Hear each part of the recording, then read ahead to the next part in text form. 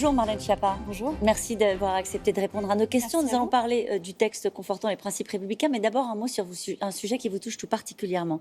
Le nombre de féminicides est passé de 146 à 90 femmes tuées sous les coups de leur conjoint en 2020. Alors bien sûr, c'est 90 de trop, mais quelles leçons vous tirez de cette baisse, vous qui avez si longtemps porté le sujet?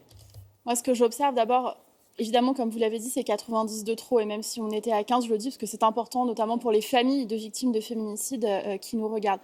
Mais effectivement, il y a une baisse historique. C'est la première fois depuis plus de 15 ans qu'il y a un nombre, qu'on passe sous la barre des 100 et qu'il y a un nombre aussi bas, entre guillemets, de féminicides. Ça veut dire que quand il y a une mobilisation de toute la société, ça produit ses effets. C'est ce qu'on a fait avec le Grenelle des violences conjugales de fin 2019 à début 2020. Des mobilisations ont eu lieu et tous les acteurs se sont mobilisés. Ça veut dire que c'est une affaire de volontarisme politique plus que certaines mesures qui ont été prises. Je pense au bracelet anti-rapprochement, au téléphone grand danger, etc.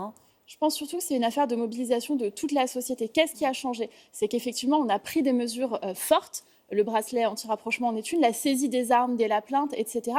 Mais je dirais surtout qu'il y a eu une mobilisation de toute la société grâce aussi aux associations, aux organisations de victimes de violences conjugales, aux élus locaux qui se sont mobilisés, aux professionnels du monde de la justice, de la santé. Et quand tout le monde est mobilisé et qu'il y a une vraie vigilance pour s'organiser de façon solidaire et mettre à l'abri ces femmes, stopper les violences avant le drame, et bien ça produit ses effets. Ils peuvent encore baisser ces chiffres-là?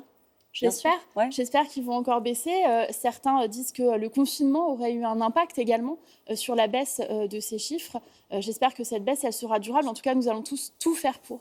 Je crois que vous voulez annoncer une plateforme multilingue destinée aux femmes victimes de violences. Oui, absolument. On travaille avec une association qui s'appelle Women to Women et nous sommes en train de financer une plateforme qui permettra à toutes les femmes victimes de toute forme de violence conjugale, mais aussi de mutilation génitale, par exemple, d'emprise psychologique, d'avoir accès à leurs droits en 15 langues. C'est important parce qu'il y a des femmes sur notre sol qui ne parlent pas bien français, qui sont des primo-arrivantes, qui sont des filles au pair, des étudiantes, des femmes migrantes. Et c'est important qu'elles puissent aussi avoir accès aux droits que la France et que la République met à leur disposition. Alors on en vient au texte qui est débattu à l'Assemblée nationale et on est passé du discours, c'est important les mots qu'on utilise pour qualifier les choses, on est passé du discours des Mureaux au projet de loi contre le séparatisme islamiste, puis séparatisme tout court, et maintenant un texte pour conforter les valeurs de la République. Qu'est-ce que vous voulez épargner avec cette formulation ? L'idée, c'est pas tant d'épargner, l'idée, c'est qu'on voulait traduire dans une loi, effectivement, l'impulsion du président de la République lors de son discours aux Mureaux, discours qui s'appelait « La République en actes ». Et le projet, pour nous, c'est de montrer avec Gérald Darmanin dans cette loi qu'il y a des principes républicains, la laïcité, la liberté de conscience, la liberté de culte, mais aussi la protection, par exemple, face aux dérives sectaires ou face à la dignité humaine que nous confortons dans ce projet de loi. Mais évidemment, ce projet de loi, il vise en premier lieu à mieux lutter contre l'islamisme radical, qui est le terreau du terrorisme et qui est la principale menace qui existe en France aujourd'hui. Alors la droite fait 41 contre-propositions. Elle dit que vous avez raté votre cible, justement parce que vous ne nommez pas clairement les choses dans ce texte-là. Elle propose notamment une réforme de la Constitution pour y inscrire cette formule dans l'article 1. Nul individu ou groupe ne peut se prévaloir de sa religion ou de son origine pour s'exonérer des règles communes.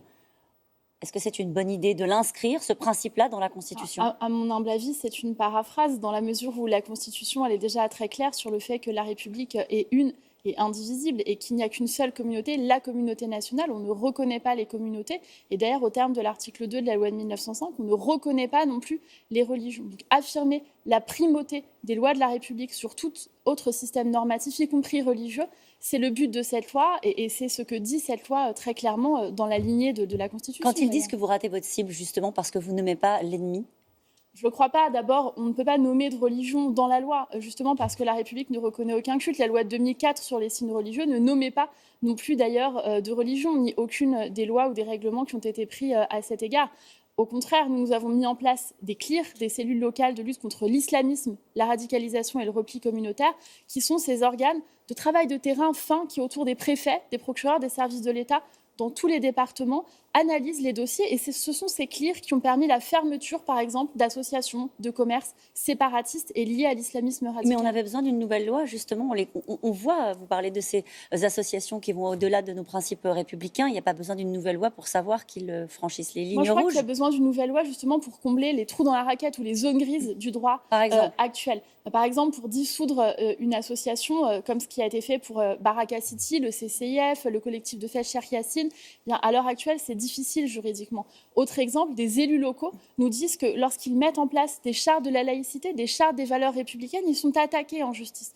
Donc nous créons dans cette loi un contrat d'engagement républicain qui est un nouvel outil à la main des élus locaux et des services de l'État déconcentrés. En fait, c'est plus une boîte à outils, cette loi, qu'une loi qui vise à réaffirmer des grands principes. Elle réaffirme aussi des grands principes. La symbolique est importante, mais nous voulons être concrets. Ce n'est pas une loi d'incantation. C'est une loi dans laquelle tous les articles ont été vraiment travaillés en consultation avec les acteurs de terrain pour apporter un plus et faciliter cette lutte contre l'islamisme radical. C'est pour ça que vous n'êtes pas attelé au sujet du voile. C'est un des reproches aussi qui est fait par l'opposition, parce que c'est un totem et que ça crispe le débat public. Moi, j'observe surtout que la question du voile, qui est importante, je ne la mets pas de côté, mais la question du voile, dans ces débats, elle fait écran de fumée. C'est-à-dire, on en vient à un débat assez manichéen de pour ou contre le voile, et en fait, on ne parle pas du reste, notamment des mesures sur les cultes, notamment des mesures sur la dignité humaine, contre la polygamie qui préserve l'égalité entre les femmes et les hommes, contre les mariages forcés, sur la neutralité des services publics. La neutralité sera étendue aux délégataires de services publics, c'est important. Ça, on a reçu Laurent Berger qui dit ça ne sert à rien, de toute façon, ce sujet ne se pose pas. Il dit on n'avait pas besoin de légiférer. Alors, on est entre des gens qui trouvent que ce sujet se pose trop et qu'on n'y répond pas assez, et des gens qui trouvent que ce sujet n'existe pas. Donc c'est vrai qu'il y a parfois de certains, je ne vise pas Laurent Berger, mais il y a une forme de cécité en nous disant non, rien de tout cela existe. Jean-Luc Mélenchon nous a dit les certificats de virginité, ça n'existe pas, la polygamie, c'est pas important. Moi, je considère que préserver les droits de toutes les femmes, c'est important. Et oui, les associations de terrain, j'étais hier encore avec Regard de Femmes, le GAM, Sexisme, Parlons-en et d'autres, elles nous disent que bien sûr, c'est un problème fondamental, notamment dans les quartiers populaires, et qu'il faut apporter des réponses à ces femmes. Alors, vous parlez des associations. Il y aura un contrat d'engagement républicain pour les associations, avec par exemple certains principes comme le respect de l'égalité homme-femme qui devra être respecté par les associations. Qui va contrôler? Qui va vérifier? Alors, il y aura plusieurs types de contrôle. D'abord par les maires, puisque ce contrat, il est à disposition des organisations associatives lorsqu'elles devront s'engager à le signer, lorsqu'elles demanderont une subvention par le biais du CERFA, subvention d'argent public, donc soit donnée par l'État, soit par les préfets, donc l'État en déconcentré, soit les collectivités. Donc les collectivités, les maires seront fondés à le vérifier, mais bien sûr les services de l'État, les cellules locales de lutte contre l'islamisme et la radicalisation et le repli communautaire que j'évoquais précédemment, c'est leur travail lorsqu'il y a une alerte d'aller le contrôler. Et grâce à ce contrat, eh bien, l'argent public pourra être repris dès lors qu'il a été donné à une organisation qui soutient l'islamisme radical. C'est le cas par exemple à Grenoble où le maire s'est aperçu après plusieurs années qu'il avait financé le CCIF. Ouais. Il a souhaité être remboursé. À l'heure actuelle, juridiquement, il semble que ça sera compliqué. Grâce à ce contrat d'engagement, ça pourra se faire beaucoup simplement. En quoi une loi, une boîte à outils, comme on le disait à l'instant, peut permettre de lutter contre une idéologie ? Je pense que l'idée, c'est de travailler justement sur toutes les manifestations de cette idéologie. On voit qu'on a fait des lois importantes pour lutter contre le terrorisme dans les dernières années. Vous savez que chaque mois, en moyenne, au moins un attentat, voire plus, terroriste est déjoué par les services de renseignement français. Mais cette loi, elle vise à lutter contre ce qui précède. Et donc contre toutes les manières d'endoctriner, en faisant de l'entrisme dans les associations d'aide aux devoirs, en empêchant les femmes de se marier avec la personne avec laquelle elles ont envie de se marier. C'est toute cette zone grise et tout ce travail d'endoctrinement contre lequel nous voulons lutter. L'instruction à domicile, notamment, fait l'objet de nombreux amendements. Est-ce que ce texte a vocation à être enrichi, comme on dit, par le débat parlementaire ? Est-ce qu'il peut bouger sur certains sujets qui sont des sujets de crispation ? D'abord, il y a déjà eu 55 heures de travail en commission, et je voudrais saluer le travail des députés de la commission spéciale qui nous ont déjà permis, avec le ministre de l'Intérieur, Gérald Darmanin, d'améliorer considérablement ce texte. Et ensuite, Jean-Michel Blanquer va travailler avec les députés sur ce qui concerne l'instruction en famille. Et j'imagine que ça évoluera dans le bon sens. Merci beaucoup, Marlène Schiappa. Merci à vous surtout.